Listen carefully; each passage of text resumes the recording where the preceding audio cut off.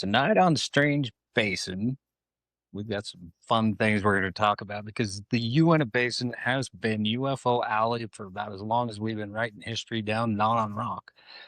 And I'm sure way before that because you've seen some of the petroglyphs that are around this area and how alien a lot of them look, and some of them a lot like spacecraft. But in this new day and age, as I found out, that when we see something in the skies, we get a little curious, and we all carry these things in our pockets called cell phones, which have amazing cameras on them. Yes. And so we whip them out, and then we zoom in and we wiggle around and we say, holy shit. And then we call it evidence.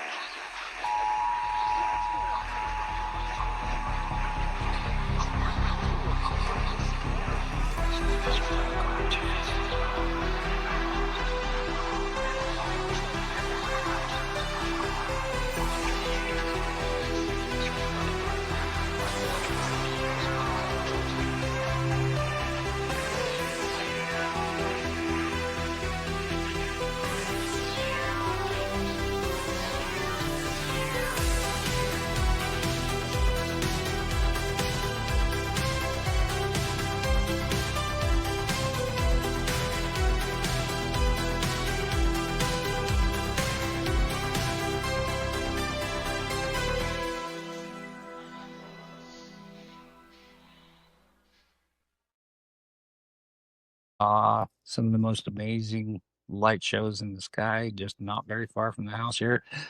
I did the same thing, and I got some fairly decent footage.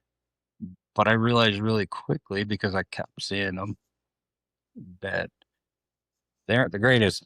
And we like evidence in this world, and we have the technology in our pockets. So today and tonight, we are talking with Gary Turner, who has written a field guide on how to make better videos when we see these things in the sky so that we can start putting together really verifiable evidence of what is floating around in these skies, especially here in the Strange Basin.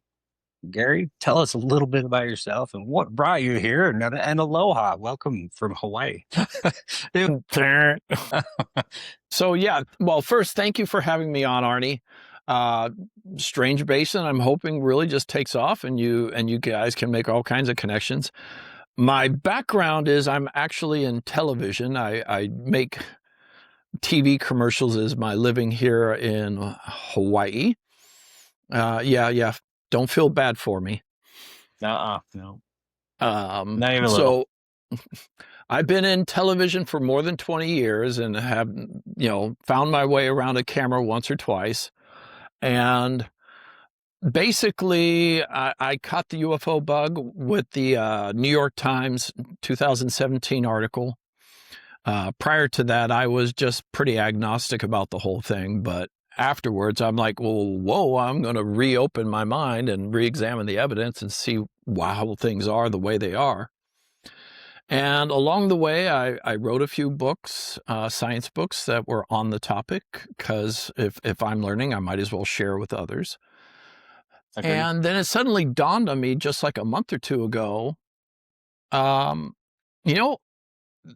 lot of YouTube or videos on the internet are just really making very basic, common camera mistakes when they're recording those extraordinary events. So I thought, you know what? I could create a field guide that just basically teaches everyone not only how to record properly, but also to set up their own smartphones so they have a ready-to-go data set. Because if you really think about it, back in World War II, any kind of intelligence agent would have been over the moon to have a piece of technology like this.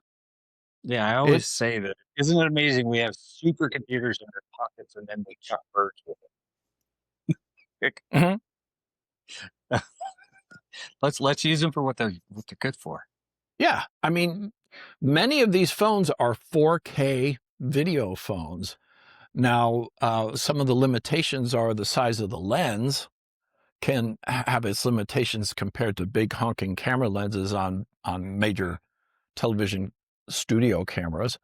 But it's still, there are times and moments where if you're in the right place at the right time and you record it correctly, it could almost be irrefutable evidence. Well, somebody Because, will always refute it, but yeah. yeah. But what you can do is you line up all your ducks and you get all those settings just right. You record the moment and you've got a solid, strong piece of evidence that you could then share with an organization like the SCU, the Scientific Coalition for UAP Studies. So that's what I really hope to do. I want to reach out and teach everybody. So I'm giving the field guide away on my website. People can just go there and download it and learn how to properly set it up for their phone. No, I've worked on that. So I took the video, and it's not a bad video. We'll share it here in a second, but it's not bad. It's on my iPhone 12, which I've now upgraded to the 17 with the Pro, so I can have the 3 different cameras doing all the cool stuff. Just because of this, and I set out on a journey of like, all right, how do we do this? And then a couple of friends of Strange Basin have been guests on the show, Heidi Gadd. Mm-hmm. She connected the two of us, and now I want to share that information with everybody else because I've been getting a lot of videos. This last winter has been an amazing light show in the sky. I'm looking out the window right now, like, oh, that might be there, but I'm so jealous because living here on Oahu with all the military bases and nuclear vessels, you would think there would be, we'd be swamped with objects in the sky, but I have yet to encounter, and I've gone out on sky watching parties to the North Shore and what have you, set up night vision scopes to record the sky. And as of yet, I haven't claimed my first UAP on footage yet.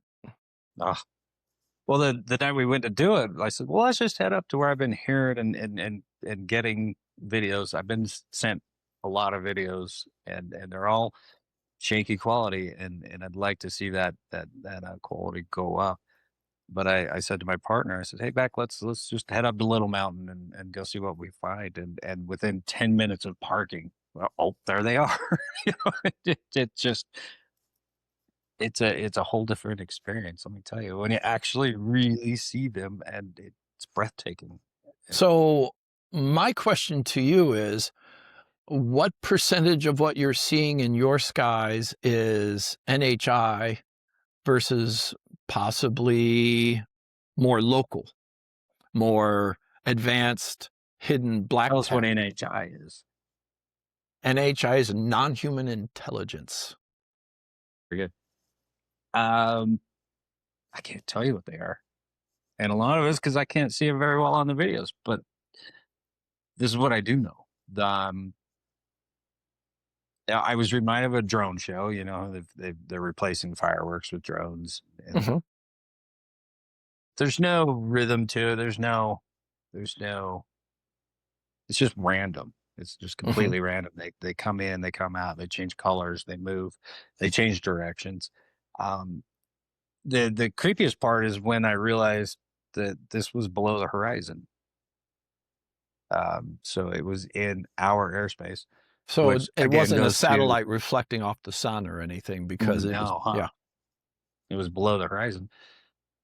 And Well, what you're saying does make sense because generally aviation industry people are flying for a purpose. So they're trying to get from point A to point B, and they're not like swinging around and making little loops or whatever. Even military pilots tend to be going from one point to another point. So, right. or there for a purpose. So if they're like moving around a central area, then yeah, okay, they might linger. And if this is human intelligence doing this, or a group of people, we're talking about a dozen drones flying within what would be hundreds of feet of their airspace above them. And for what purpose, other than maybe they might get to see me on a strange basin posting and saying, "Hey, look what Showing we saw in the off. skies over there." And there's, I don't see the reward for that much work and to get that many drones together and fly them around. Um, but the biggest thing that I noticed is there's some sort. We all want to be connected to things. We all want to do it, but when you talk to them, they kind of react. There's That's what some I've kind of heard. a there's some kind of a connection there that if you say, well, hey, if you turn red, I've had a lot of people tell us, can you show me that you're red? And then it'll turn red and they'll follow almost like this psychic connection that might be there. And I experienced that a little bit myself. And then it goes on for about an hour, hour and a half, almost every night around here. Uh, one good friend of the show, Sean Jocelyn, he could send me a video almost every day because from his house he has a great advantage point to really experience this. So that, yeah, that's my hope is basically I put together a protocol, which is basically if you set your phone up in this way, you will be able to just pull it out of your pocket when you need it and turn it on and hit record, and it should, give you what you're looking for. Now, granted, the challenge is you have different settings. You have daytime settings and you have nighttime settings. I've And solved that. nighttime is much more difficult. But if you know that you're going to be shooting at nighttime, you can go ahead and set up your phone in advance for those settings. And it still takes some trial and error to play with the settings until you get your ideal range. But again, sometimes things happen during broad daylight, and those can be some of the most stunning things. And if you have it good to go, boom, you can pull it out and take it. So here's how I've done it. The first thing you recommend in the field guide is to download Blackmagic app, which is a camera app. You want to kind of go through that a little Yeah, bit? and let me just go ahead and say, Blackmagic is a high-end production video company that does a lot of equipment for television and film production. And the great part is they're giving this app away for free, not with ads or not any kind of tracking or any of that kind of, stuff, because what they're doing is they're giving the app away because they want you to become familiar with their Blackmagic interface. So, and also the wonderful part is the app works just the same for an iPhone or an Android or any other smartphone out there. So That's it's good. a free app that actually works and not advertising to you. But go ahead. And then I downloaded that. I got it on my phone, and I have set that up for nighttime. And so if anything happens during the day, my plan is to go to just my camera app, which is on the 17 Pro, pretty dang good. Um, yeah, no, I'm here to learn. Well, it would be not if I could ask Blackmagic to do one thing, have it have presets where you could say daytime, nighttime, and you could just Yeah, click one or the other, and it would change everything around depending on your setting. But hey, it doesn't cost any money, so just be happy with what we have. very true. Um, Very true. the great part about the Blackmagic app is you still have your regular in-app camera app, the one that everyone is used to using. You click on that in the lower corner, it brings up your camera, and you can go ahead and record just the way you're used to doing for birthday parties and dinners with friends and things like that. And nothing about that basic generic app is going to change. The great part about the Blackmagic app is you have that separate. And when you set that up for yourself, it's good to go for UFOs. So you click that, boom, you're right up. Yeah. And you don't have to tinker around as much. So the the biggest advantage or biggest thing I'll say right now is do it now. Because I read your book and then I downloaded Blackmagic, but I didn't get it set up yet. And then I live in the midst of a lot of trees here, so I have never seen any kind of UFO here. Uh, but I was out behind my shop in the middle of the night, and I was looking up and playing with my camera app, with my new phone, and right then I saw a big triangle craft, and it was behind one of the big poplar tree, the big one, I mean, just Mhm. huge tree, and there were three lights moving in a triangle shape behind the tree. And as my brain was flipping around, going, is that a big craft or is that three that are just moving completely in sync? I got dizzy. I almost fell over, kind of like because it felt like. Do you understand what I'm saying? Mhm. Where my brain's flipping between, is that a giant craft almost the You you size of the you you tree, focus or so much on what you're looking at that you kind of lose perspective on yourself. yeah, and it was moving behind the tree, so I'm getting that perspective shift along with the depth shift at the same Yeah. time, and I stumbled a little bit and had to really just stop and just observe and not try to figure out because it was very disorientating. I wanna say once readers check out the book and set everything up so that they're good to go, I think the hardest part is just remembering you have a cell phone in your pocket when you see something floating around in the sky. Well, that's what's even worse. I had it out already, and I hadn't set up Blackmagic yet, and so when I saw that, all I got was black sky on Blackmagic and on my camera app because I didn't have anything set up. But I have some most beautiful pictures of the sky that I was taking. But those are the pictures, and we don't want pictures for UAPs. We want the videos. So And so, number yeah, one advice from me is set it up now. As soon as you get done with this podcast here, set it up so you're ready to go because I missed the most incredible yeah, experience. my greatest hope is that, right now people see, UAP videos on the internet, and honestly, I've talked with many different scientists in the field studying UAP, and they said, "Our biggest problem right now is we don't have enough data sets. We don't have enough evidence to actually, put together a viable study." There are people that are currently building like high-end multi-thousand-dollar monitoring equipment, and we can talk about that in a little bit. But the biggest issue is that people have these high-end 4K phones and they just haven't been taught how to set it up to record it.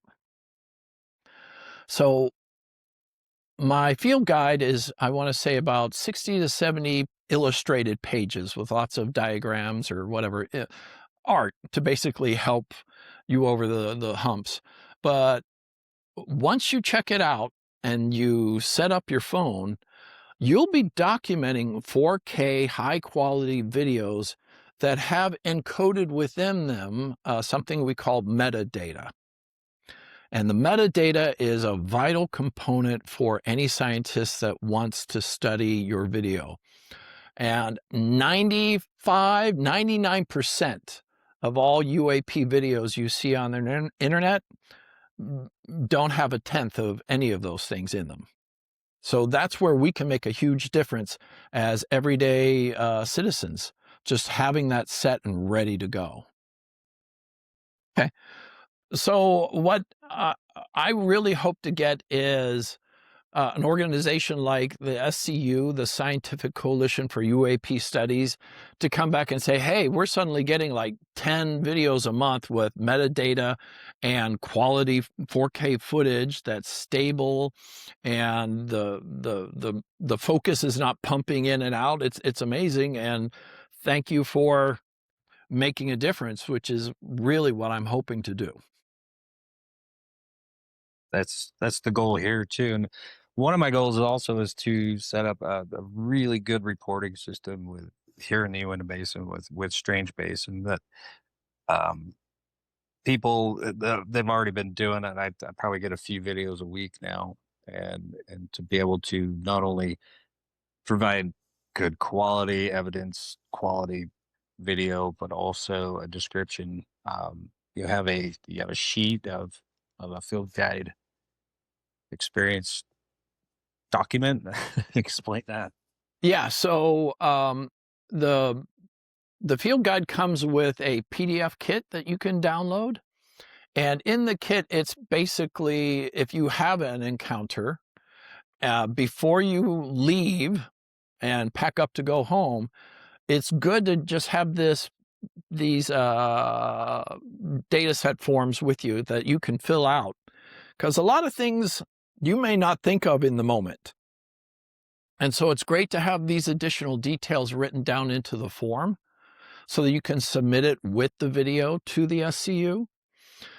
Also, there is my top 20 smartphone camera settings, which basically I looked at the 20 smartphones that have been most popular in sales.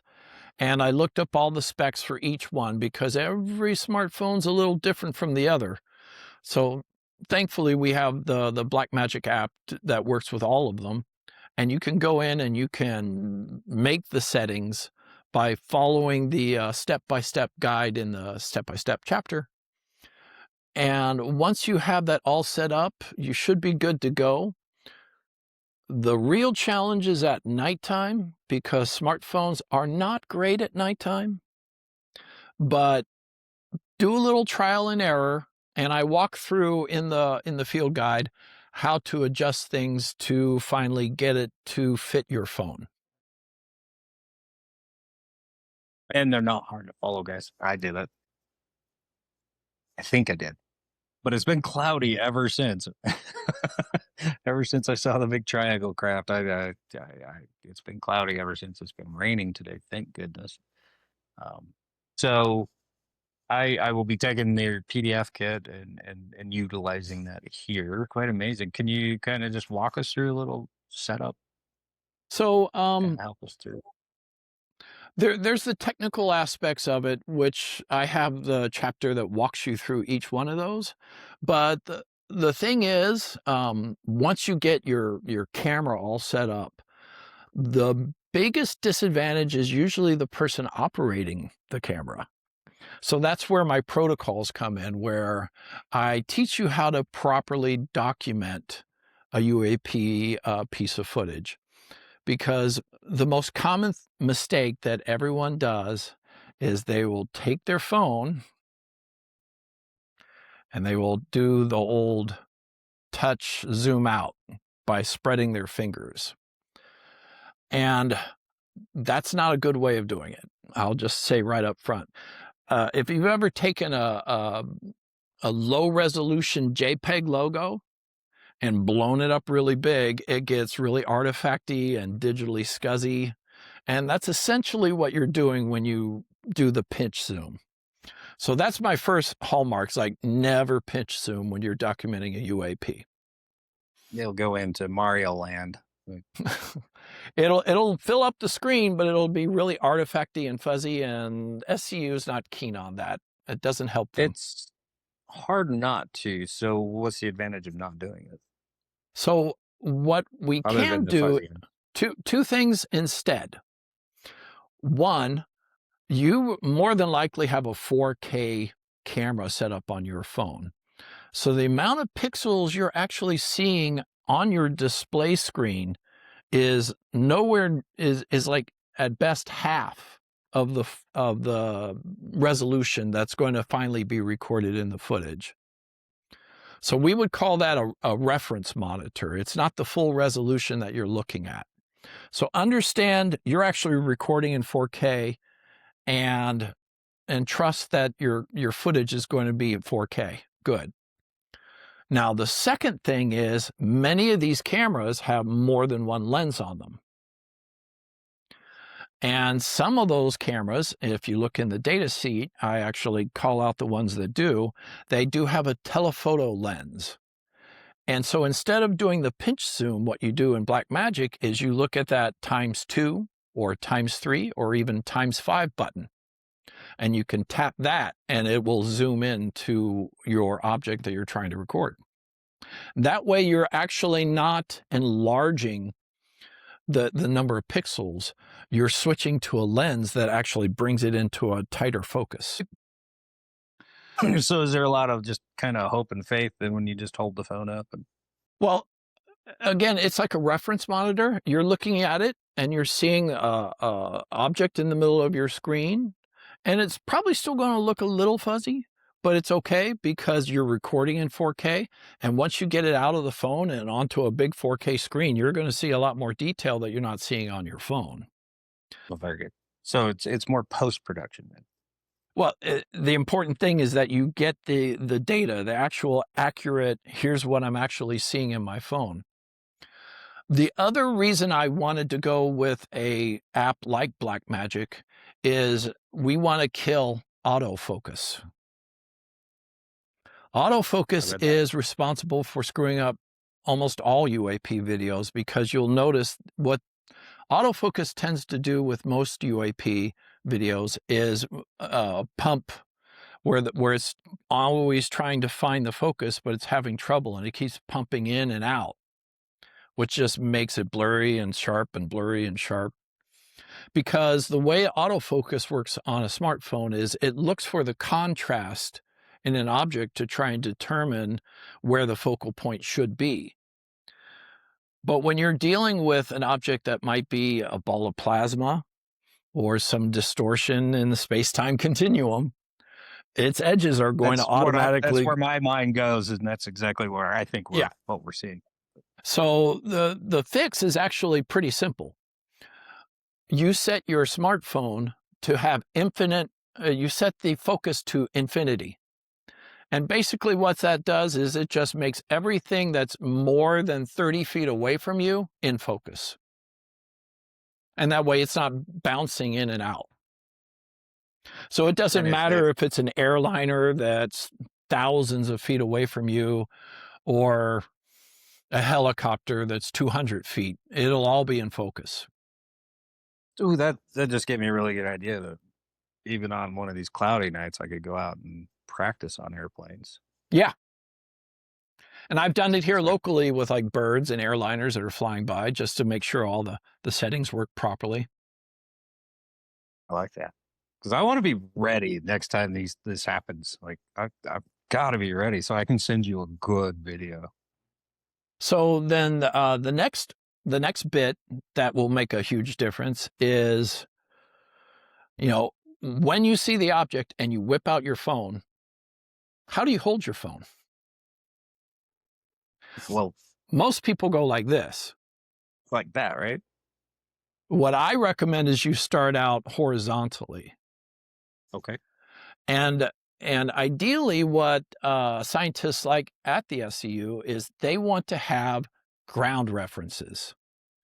And all that really means is, stop sign down the street or a radio antenna over there, trees in the background. If you can give them a ground reference, then they can use that to make some scientific determinations. So with the camera horizontal, in the book, I have an illustration that talks about how much you basically can cover a range of 40 to 60 degrees of the area in front of you. So it's best to start out horizontal with a ground reference. Now, should your UAP be above that 60-degree angle, well, then by all means switch to vertical and start with that ground reference still in the picture. And now you can get up to 75-degree angles of the sky into this space. As long as you got a little bit of ground reference along the bottom, you're good. So does that give us a kind of a speed, distance? It can. So the real trick, and that's one of the other illustrations I have, is if while you're documenting your UAP, if you can get a buddy on a phone that is maybe on the other side of town or the other side of the bay that you're in or the valley, have them whip out their phone. It doesn't matter if they've got the Blackmagic app or not. They could just have any old phone and just use the base camera video setting and have them record the UAP at the same time as you. I tried that. If we've got ground references on both cameras, now SCU can look at that and figure out not only the size of your UAP, but the distance, and they can triangulate the whole thing using 2 different videos. Now that gets into the metadata that you've mentioned a few times, right? Yes. So another issue, and this goes into the finer details, is many cameras try and make the video size as small as possible. So some of the ways they do that is by deleting the metadata, or when you output it to like your Apple Cloud or something, it gets recompressed, which basically means it takes the raw footage you have and it shrinks the footage down, it compresses the footage and throws away anything that it deems to be not helpful. So that's why you want to preserve the raw footage in your camera and transfer it out through clean methods that I mentioned in the book. So I do it on my phone and I keep it on my phone. I'm good. But as soon as it goes to the cloud and I try to pull it up on my Mac, More than likely, Apple will have compressed it into like a MPEG. So let's say you make a video that's 500 megabytes on your phone. It's a short video, but 500 megabytes on your phone. Probably when you downloaded it from your cloud, it'll be like 50. interesting. I'll have to look at that, see how that works. If you can, take your phone and you can offload the footage directly to a laptop or something like that. Or at the same time, I even recommend in the book, there's some links for where you can purchase just some USB sticks that will plug directly into your iPhone. And you can offload the footage onto multiple USB sticks. And that way, if you ever happen to record something that maybe somebody doesn't want you to have, don't tell them you have copies on other sticks. That way, if the guys in black show up, the men, Oh yeah, then yeah, it's best for them not to know that you have multiple copies. that's really good information to know because nobody really understands the cloud anyway, but especially me. Uh, I've sent you the video of that. Okay. It's my little mountain experience. Let's see if I can pull it up here. Just give me pointers as you watch through it.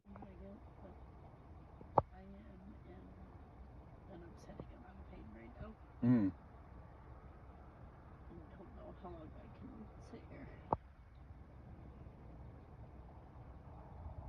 Well, let's get going.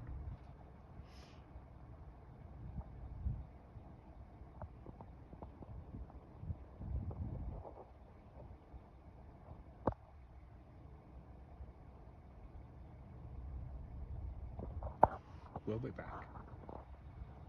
Whoa, there's 2 on the horizon. Whoa, holy shit.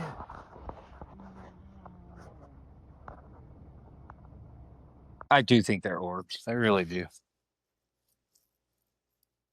It's interesting. I'm studying different aspects for the 3rd book that I'm working on, or 4th book. And yeah, it's trying to be objective and grounded in my understanding of this phenomena is I kind of enjoy the challenge of it. Very true. Let's see here. Well, if you can make it out to the basin, I can't say I can guarantee, but I'm pretty sure we could get you seeing some. Are you anywhere? Let me think. Heidi or Eric lives out in Arkansas, I think. He does. I want to get out and meet with Eric one day. He's he's very intense. I kind of gave him the Space Wolf Research tour guide to Skinwalker Ranch, and that's where I met them, and a lot of we had a lot of intense experiences. Eric is such a fascinating guy that such humble beginnings, and then his little encounter led to so much. Changed his life. I would love to see the before and after of his head MRI scans. There we go. Now I got the video. There we go. Vertical video. Yep. Starts out with a blurry red dot. Yeah. So that again, that's the autofocus trying to find an image, And then it struggling.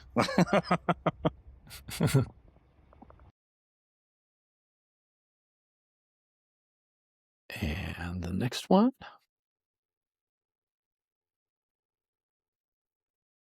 And I should also say, UAP are not always going to be cooperative with you when you're trying to document them. Just you may want them to be within that 40 to 60 degree range or up to 75 degree range, but sometimes they're going to be straight overhead. And in that case, what I recommend is you actually start by recording the ground elements in front of you and then moving up overhead and keeping a continuous record, because even though it may be a white object on a black sky, you never know. It may actually lower down where it gets into range of those ground elements, and you'll be glad you started on a ground element and moved back to it. So that brings me a really good question. This night that I recorded this, I could see the horizon. I could see the bush and on the cliffside beside me, but I can't see any of that in my video. 908, you definitely have ground references.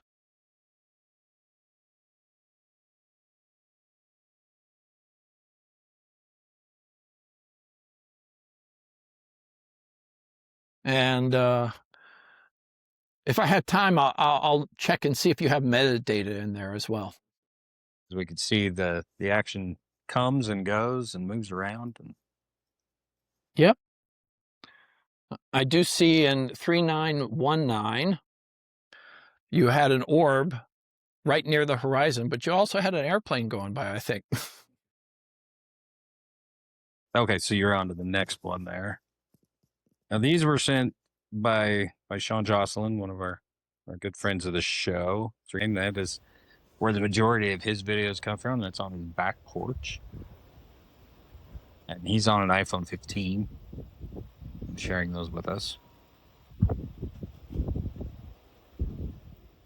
I will caution you that for that iPhone 17 Pro Max, I have a ultra fast, high-end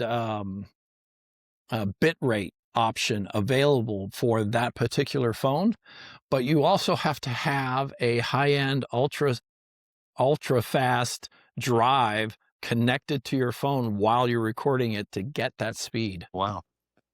Send me a link. Yeah, that's why there's that. Yeah. There's that little asterisk mark next to the bitrate rating, and then you see at the bottom of the page, here's what you need to get that magic. And a lot of the settings that I can do on Blackmagic are far beyond what you do in the field guide. Like on the FTS. The Blackmagic app is just another tool. I mean, your base camera app that comes with your phone, it does similar things, but the base camera app is designed to make things friendly for you. So, right. and as a result of making things friendly for you, everything is auto, and there's very little manual control. And the more auto you make it, the more you're going to get all of these pump and dumps and things moving around and bringing in artifacts into your footage. So that's the great part about the Blackmagic app, is you can set your manual settings and they will stay that way. Yeah. Yeah. And you actually, there's a lock button like on the white balance. Like that. I've got it up in front of me. I wanted to see. Maybe this is more of a you and I talk to get me set completely. Um, yeah, we'll just stick with that. I followed the field guide and I've got it there. And from now, it is really just fine tuning it. I love the idea. I'm going to go out and check it on passing airplanes. And when they fly over the Uinta Basin here, they're 30, 40,000 feet. So they're small, Right. they're very small. And then find one of those satellites on a good clear night and see if I can track one of those. Is it possible to get it to where you almost see what your eyes are seeing? Well, evolution has built our Yes. eyes to be far superior to anything that Sony and Apple make. And I actually say that in the data sheet forms to fill out. Oftentimes you'll record one thing, but you'll actually see far more yourself. And that's where we want you to add your notes into the paper to submit to the SCU with the video, because you might be able to see shapes that your tiny smartphone lens can't see past. Part of the issue, smartphones do have the limitation in that their lenses are pretty tiny compared to like a regular DSLR camera or a video production camera. And because of that tiny lens, there is a limitation where light will refract inside the glass and create a bit of blur. So no matter how hard you may try to get everything just right, you can only reach a certain optimal setting. That said, look at the gimbal video, look at the Go Fast video. Those are all just little dots that are moving across the screen, and that's still a data set. The SCU is going to be interested in your data set if you have the metadata and you have ground references and it's a clean video. It doesn't have to be crystal clear, but it just needs to be enough, especially if you happen to record one of the 5 observables. Which are? Which are, well, the most obvious one is anti-gravity or lift without visible means. No. And Put you then on the let's see. spot, didn't I? Well, I know that one of them is basically hypervelocity without signature, which is basically something's going faster than the speed of sound, but no sonic boom. Or being able to suddenly stop on a dime or make 90-degree turns that would turn most people to jelly paste inside. Me especially. I mean, just recently, Jeremy Corbell had his weaponized video where he released one of the first times I've ever seen a video of a UAP doing just that, where it was moving in the sky, it got up to a certain point, and then you could just see the blur as it suddenly went from relatively slow motion to high hyperspeed. So, and that's where if you have your camera set up at a high frame rate and a high shutter speed, even your smartphone will pick that up, and that will be important data. Exactly. We didn't really go through that video very well, the first video, the one that I took. Was it just really kind of poor or The very first one was just the one dot against the black sky. Yeah. The nice thing about the other 2 videos is it had the ground references at least. Yeah, Sean's awesome that way. And it was just so dark that night. It really was just dark, and that's why I've set up Blackmagic to try to capture as much light as we can. One Yeah, thing now that you have really that 17, I look forward to seeing what you're gonna get. I do too. I'm excited. One thing I really liked in your field guide is how once we get the phone good and once we get the camera set up and we're actually getting good footage, how we can make it better, not just by propping it on the hood of the car or somewhere to where it's holding still, but talking through what you're saying, and I really I took that out of your field guide is that's important. How you're feeling, what you're seeing, Yeah. and things that may not come through Verbalize on your tape. experience. And of course you're gonna say holy shit, but but also it, and I didn't when I was holding the camera up on the triangle there. I didn't talk through it like, wow, I just fell over. I'm having a hard time orientating what I'm seeing, and that would have been great. There's so many things that you can do in those moments that your brain can't think of them all at once. Right. And I But was if you so happen to get those, concentrated on, I bonus. can't see it on the black screen, but I'm just hoping and faithing that this is happening on on here as well. And it didn't. It was all black because I wasn't set up yet. But I wish now, because even if it was a black screen, I had walked through what I'm seeing, because that is another form of evidence, truly, isn't it? Like, Mhm. hey, So even though the the video didn't show up, I could have documented how I sounded and the emotion that's going through me, and hey, I just stumbled because I'm trying to reference what I'm actually seeing, and it's bouncing in and out and side to side, and that to me would be another form of evidence in itself. Yeah, maybe you feel your hair standing up because there's some static charge building up around you. That's not going to be recorded into the camera unless you verbalize and say, "Hey," or "I feel warmth coming off of this object," or "I noticed all the cows suddenly stopped making noise," or "Things went silent." I do quite a talk about the silence quite a bit. Yeah, it's a real strong thing. I get into places here in the Uinta Basin, and there's not even nature sounds there. Yeah, what kind of critters do you get at night making chirps or crickets and But yeah, definitely crickets and coyotes. We got a fair amount of coyotes and skinwalkers, if little feet. if you're just sitting there all of a sudden it gets noticeably quiet, I'd start looking around. And I think it draws in a lot with Bigfoot. You get a lot of Bigfoot Mm. sightings here.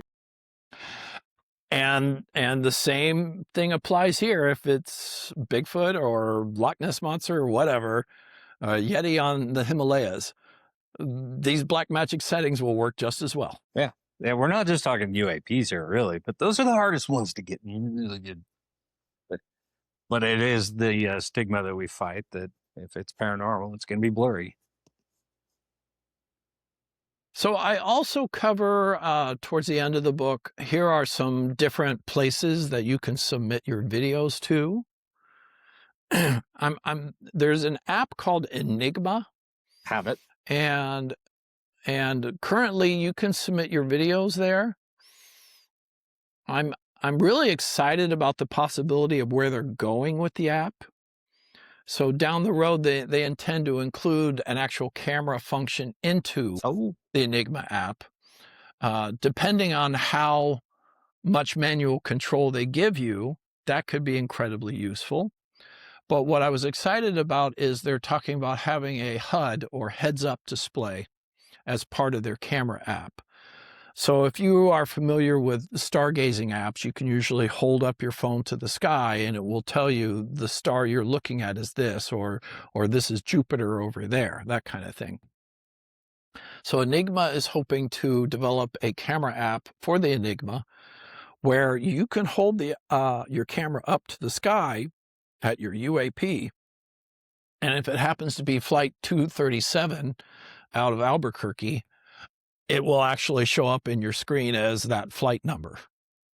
So that way that eliminates a lot of the potential mistaken identities and prosaic explanations. Or if you hold it up and it's the ISS satellite station going overhead, it'll let you know. oh, that's amazing. It's amazing because I do see a lot, and I'm like, oh, that's just gotta be a satellite going by, or till it I don't changes know to if that. you're aware of this. There was the documentary Hole in the Sky, I believe it was, or Tear in the Sky. And there was one point in the video where they were all stunned and surprised because they were picking up this orb on the horizon off Catalina Island, and it was so brilliant and bright. And these were a whole bunch of scientists, Kevin Knuth and several others. They were all on hand, and they thought for sure, we finally got it. We documented something. And then about a week or two later, they got back and they found out, oh, we forgot to change our phones to daylight savings time. And then when they referenced it, it turned out it was the ISS space station going overhead. That happens, even to the best of us. What have we missed? Have we missed anything important here? If readers enjoy and get a kick out of use with the field guide, I have a whole bunch of other UFO science books, 2 already published, more on the way.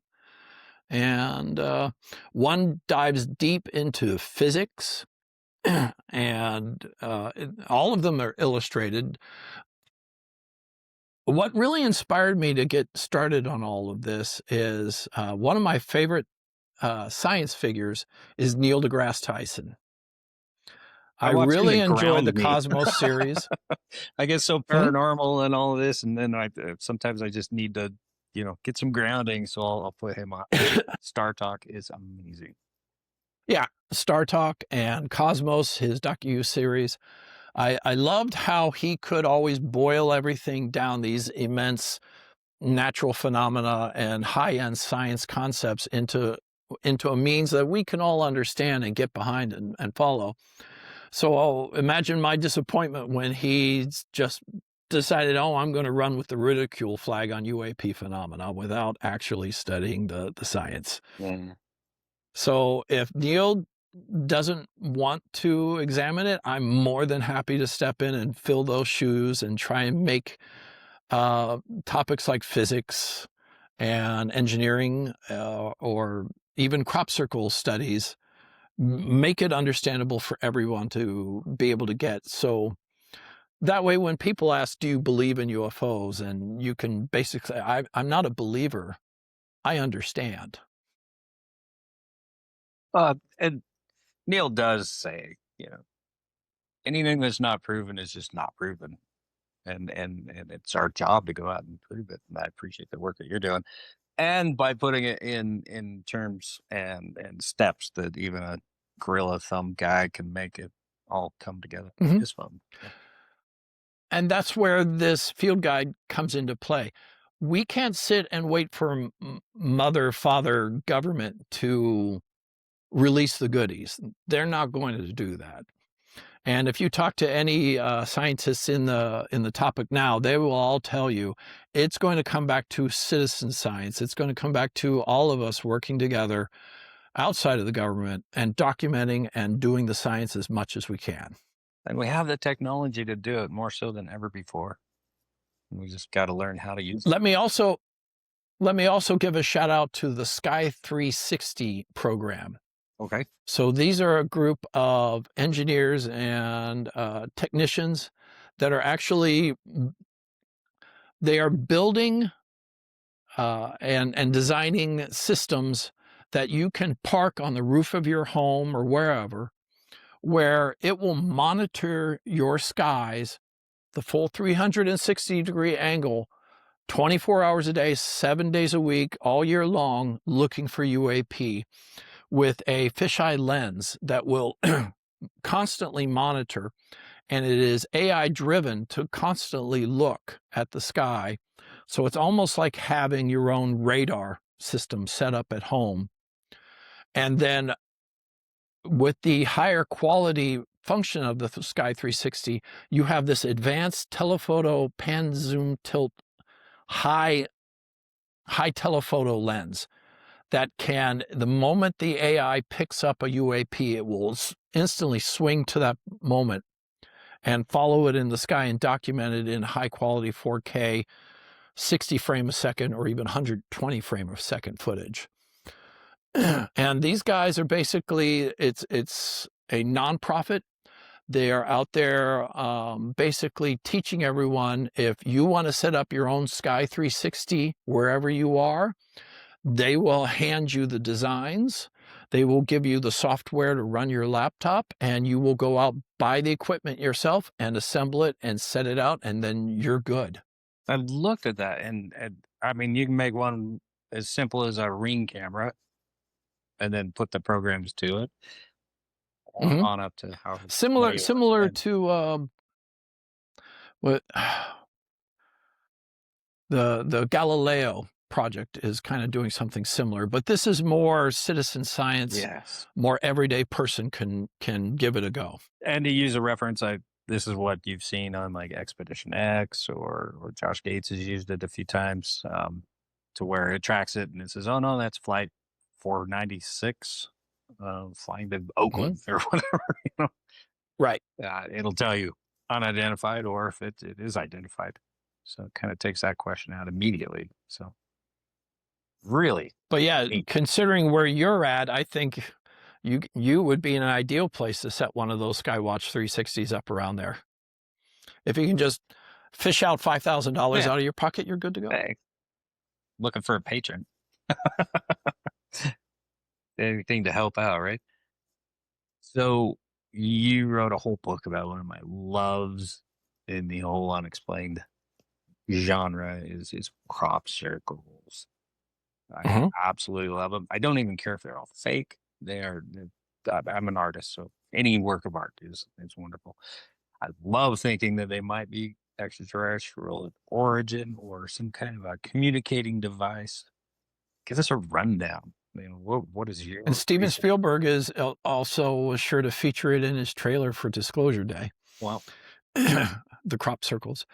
But along those lines, what you were talking about, I have whole chapters devoted towards what humans can do in crops. And I had no idea what. So originally when I started working on this book, I'd seen so many crop circle photos, and my 20-yard view looking down on it, I was just thinking, oh, there's no way humans could have done some of this stuff. It's just 409 circles in one night. Yeah, right. it seems daunting. Yeah. So, yeah. So, but I do approach things from an objective point of view where I try to just take my emotions out of it and just look at the data. But I found out along the way in my research, people can do some amazing stuff. There is some artwork I discovered along the way that is featured in this book, just murals and paintings and landscaping that is just mind blowing. I did not know. Like in Japan, they have rice fields that they will plant multicolored different forms of rice, and they will come up with these beautiful illustrations in a rice field. We were just talking about the micro every year microbiologists do peach tree art, and they make designs and art out of bacteria. It's it's amazing what is possible, and I think so much that we don't give the human race enough credit that we can't build pyramids with rudimentary tools. So it must have been aliens, right? I mean, we're not capable of doing that in our history. So we really got to give So us I more have, more credit than a lot of people do. yeah, and at the same time be balanced and fair about it. So I actually came up with a method for documenting crop circles where I have a bitmap image of a particular crop circle, and I could run the mathematics on it and determine exactly how many man hours it would take to create a crop circle of that size how many hours.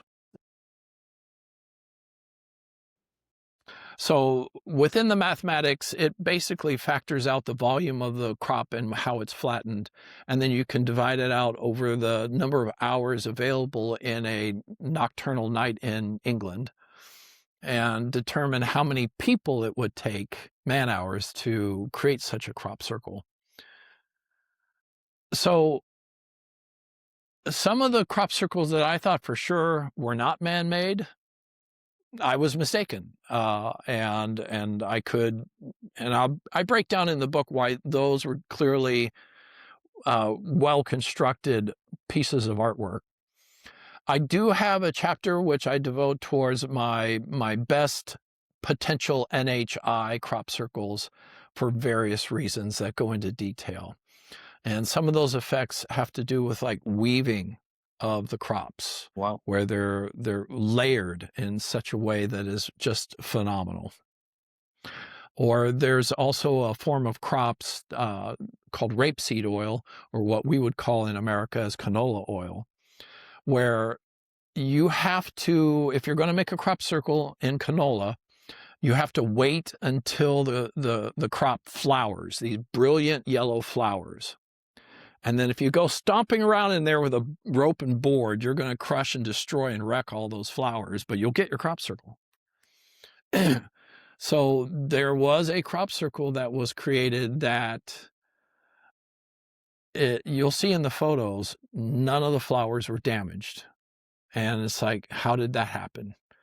I mean, I suppose there could be a Copperfield-esque crop circle maker out there, but I've yet to have an explanation for how that one was pulled off. So the flowers are intact on the top where they would have been smashed or destroyed if you Or used rope or...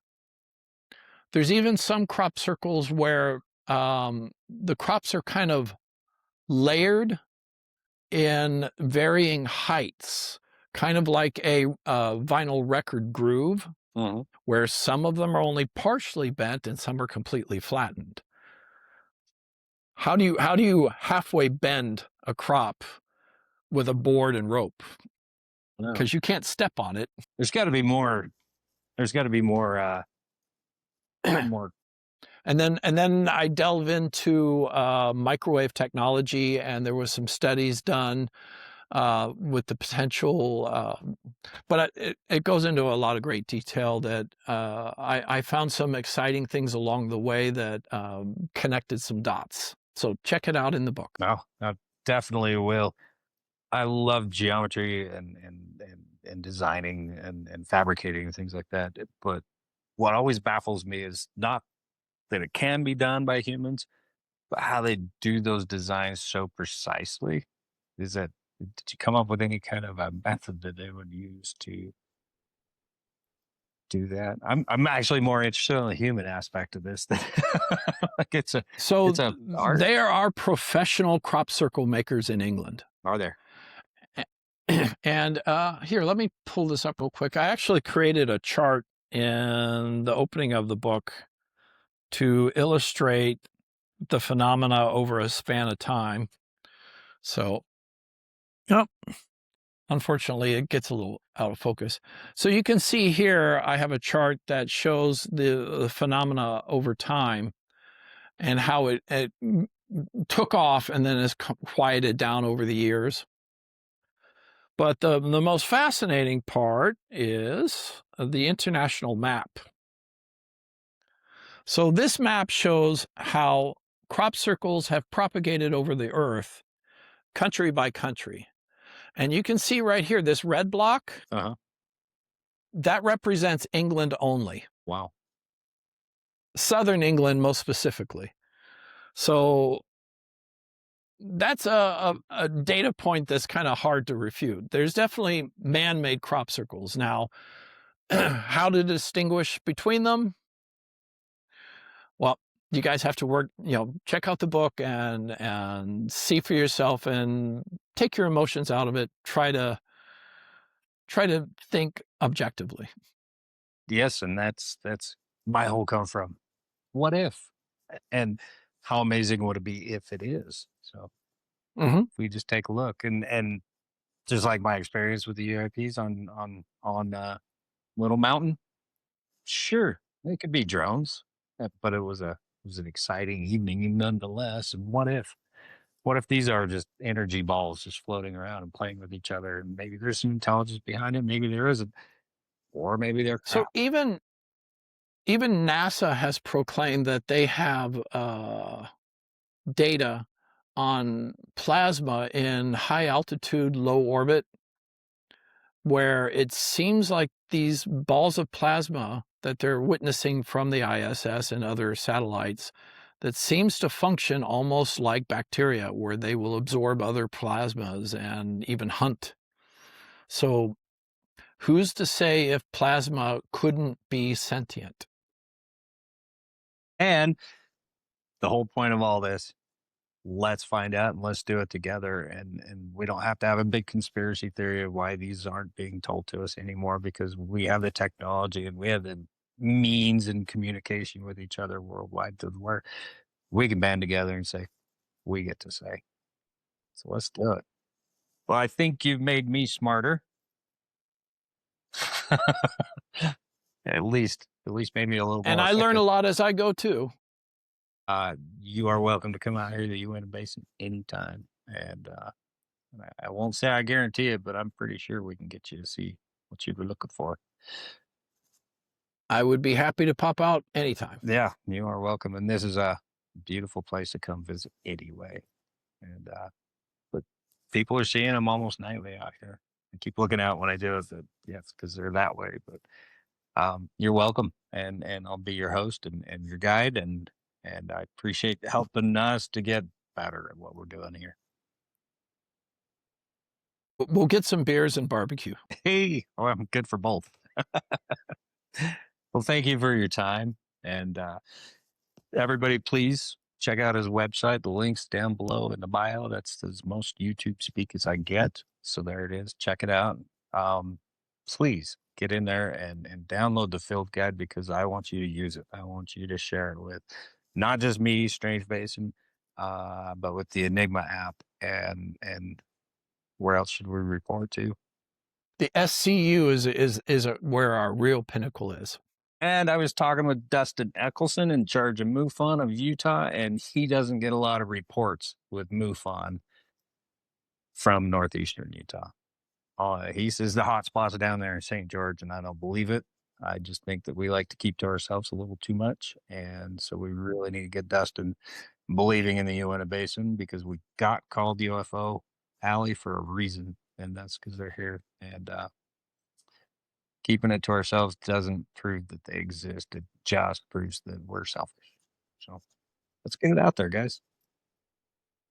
What do you think of All right.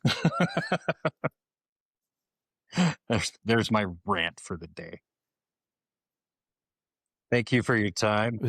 It's G.O. Turner is the authorship of these 3 books that are coming, and you got more coming out. So please take the time and learn. And thank you, and stay strange. There it is.